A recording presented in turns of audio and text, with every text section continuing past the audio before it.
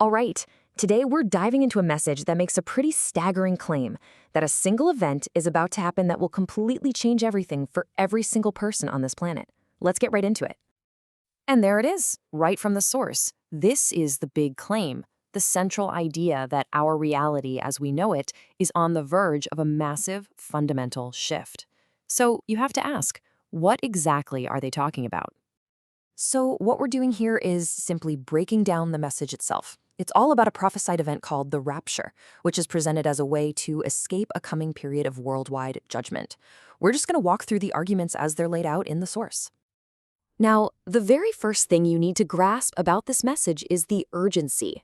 We're not talking about some far-off, distant future. According to the speaker, this is something right around the corner.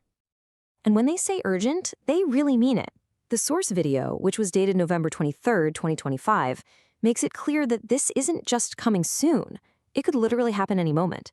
This intense feeling of immediacy really frames the entire message.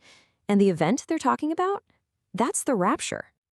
So what is the rapture, at least from this perspective? Well, it's defined as this very specific moment where believers are literally taken off the earth before a period of judgment kicks off. It's not just a spiritual event, it's presented as a physical escape. An escape. But an escape from what, exactly? Well, that leads us straight to the next big concept in this message, a period they call the tribulation. According to the source, the rapture is the escape from a prophesied 7-year period of judgment that's going to fall on the whole world. They call it the tribulation, or sometimes Jacob's trouble. In this story, the tribulation is the giant problem, and the rapture is the way out. And the speaker does not hold back when describing this time. It's painted as the absolute worst moment in all of human history, a time of chaos and suffering that will make everything that's come before it pale in comparison. So this brings us right back to the rapture, which is framed in the source as the one and only way to get out of that coming darkness. You know, a really key part of how the rapture is described here is the element of complete and total surprise. This isn't something you're going to see building up on the nightly news. It's presented as a mystery that's just going to happen, boom, out of nowhere. And this idea of suddenness, they base it on scripture, specifically this passage right here. That famous phrase, in a twinkling of an eye, is used to drive home just how instantaneous this is supposed to be, so fast that there's just no time to react. Now, to explain why all of this is supposedly happening now, the speaker uses this really vivid analogy. Think of a protective bubble that's just about to pop. So the idea here is that our normal, everyday life, the relative stability we're used to, that's not the default state of the world. According to this view, it's actually a temporary shield, an act of divine mercy that's been holding back a much harsher reality. This slide really lays out that whole bubble idea. On the left, you've got life as we know it, safe inside what the speaker calls a bubble of grace. But the argument is that this bubble is about to collapse, and when it does, all the judgment and chaos that it was holding back gets unleashed, and that's what kicks off the tribulation. Okay, so you might be asking, why would anyone believe this is about to happen?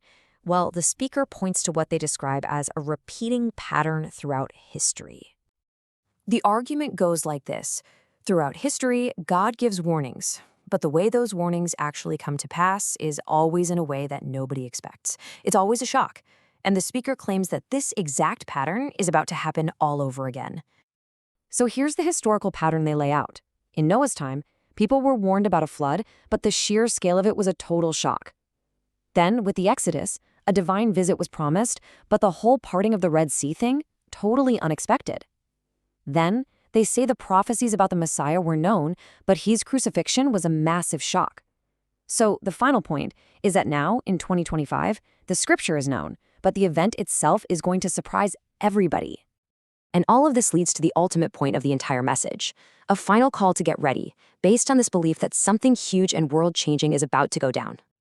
At the end of the day, the whole message really boils down to this one idea, that divine plans are just bigger and more shocking than our human minds can really wrap our heads around.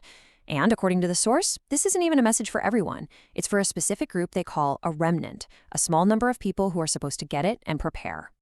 All right, so let's just tie this all together. The source material predicts a massive, world-changing event that's right on the horizon. It presents the rapture as the way out of a terrible 7-year tribulation.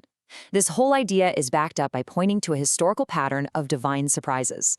And the message ends with a call for a special remnant to get ready for whatever is coming next. Which leaves us with a final, fascinating question that comes right out of the logic of the message itself. Think about it.